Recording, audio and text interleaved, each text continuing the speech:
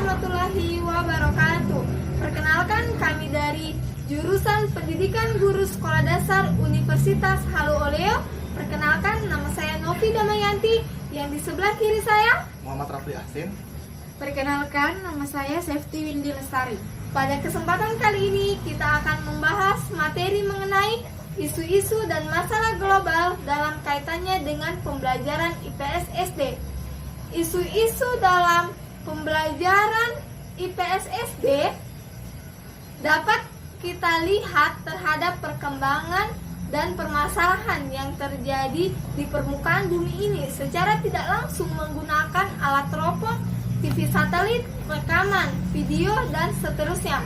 Kemajuan iptek telah membantu kita manusia melihat peristiwa dan permasalahan kehidupan yang secara fisik tidak ada di hadapan kita. Dengan bantuan iptek juga, kita manusia mampu menganalisis, memprediksi, dan meyakini peristiwa dan permasalahan di luar jangkauan pikiran yang melekat pada diri masing-masing. Arus berita dan informasi yang mendahsyat sangat berpengaruh terhadap pikiran, pandangan, wawasan, sikap, gagasan, dan seterusnya.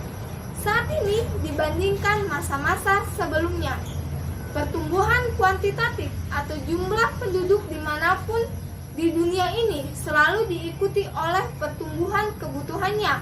Untuk memenuhi kebutuhan ini, manusia melakukan penjelajahan di permukaan bumi dalam upaya mendapatkan sumber daya yang akan menjaminnya. Penggunaan alat komunikasi, transportasi, darat, laut, dan udara ini menjadi dasar pula kontak antar manusia dan pertukaran bahan dan barang pemenuhan kebutuhan. Dengan pemanfaatan iptek yang canggih, lokasi yang sumber alam itu dapat diketahui, baik yang ada di daratan maupun di perairan, laut sampai ke dasarnya. Penerapan dan pemanfaatan teknologi ini tidak hanya terbatas pada pencarian, melainkan pada pengolahan sampai pada pengolahan menjadi barang jadi. Penduduk manusia, kualitas, keterampilan, dan penguasaan ipteknya yang rendah akan tetap miskin. Potensi SDA yang di tempat tinggalnya tinggi, pentingnya pendidikan dalam meningkatkan keterampilan dan mencerdaskan masyarakat dalam upaya mengangkat kualitas SDM, memanfaatkan diri sendiri, lingkungan hidup, dan SDA bagi kesejahteraan diri sendiri serta masyarakat pada umumnya. Jika kita mengamati dan menganalisis adanya masyarakat, negara bangsa yang miskin serta yang kaya, belum tentu karena kepemilikan potensi SDA. Negara tersebut juga miskin atau kaya. Masyarakat miskin dan kaya itu lebih banyak ditentukan kemajuan SDM, mengolah serta memanfaatkan SDA yang masyarakat negara bangsa yang kualitas kemampuan SDM-nya tinggi, sumber daya alam yang ada di negara lain pun dapat mereka manfaatkan. Itulah materi kita pada kesempatan kali ini. Saya persilakan kepada kawan saya, jika ada yang ingin dipertanyakan, saya persilakan. Oke, kan tadi Anda menjelaskan beberapa transportasi yang bisa digunakan untuk penggunaan iptek ini. Yang ada sebutkan tadi ada 3, transportasi air, udara, dan darat. Nah, yang ingin saya tanyakan, coba berikan contoh perkembangan iptek dalam bidang transportasi. Ya, Itu saja. mungkin itu pertanyaan dari saudari Septi. Apakah ada yang ingin saya persilakan kepada saudara saya Rafli untuk menjawab. Ya.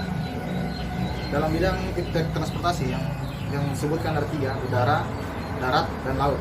Dalam impor ekspor, yang pertama itu laut, yaitu kapal.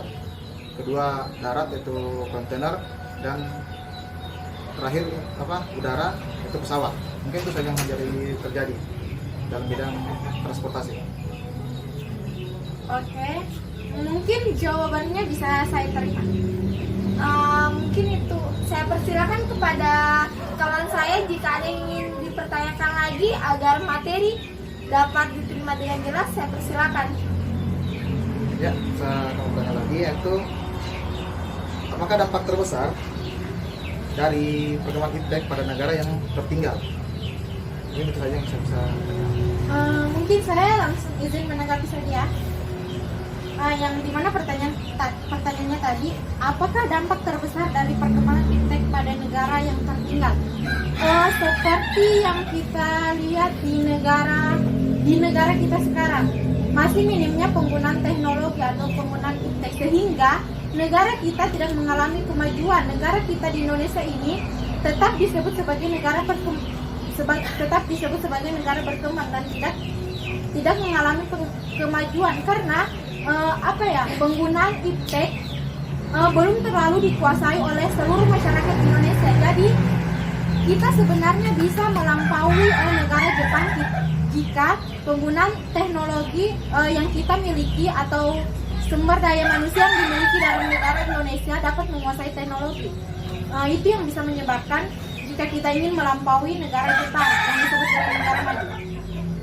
Ya, saya ingin menambahkan sedikit jawaban dari saudari Septi, di mana contohnya negara kita sendiri.